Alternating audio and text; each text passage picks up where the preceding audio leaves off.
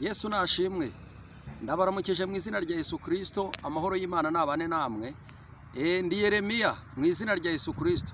Hanyuma uyu mugoroba nejejwe no kukubwira ko nta jambo Imana ivuga ngo rihere, kandi abantu bavuga amagambo ariko Imana ikavuga ijambo. Nukuvuga ngo iki Imana yakuvuzeho gifite agaciro kurenza icyo abantu bakuvuzeho. Ahari imiryango yakuvugaho amagambo mabi, inshuti n'abavandimwe bakakwaturaho amagambo mabi, wagirana ikibazo n'umuntu akakwaturaho ijambo ribi, ariko ijambo Imana ivuganye nawe, ijambo Imana yavuze, iryo ngiryo rirasohora. Ryanyura mu mazi ariko rigasohora, ryanyura mu bibaya ariko rigasohora. Nta jambo na rimwe Imana yo mu ijuru igivuga ngo rihere. Ukomere rero kandi ushikame, Uwiteka Imana ari kumwe nawe. Ari kumwe nawe nijoro, ari kumwe nawe ku manywa, ari kumwe nawe mu bukene, akaba kumwe nawe mu bigeragezo, ari kumwe nawe bagusohoye mu nzu, ari kumwe nawe umaze kubaka inzu yawe.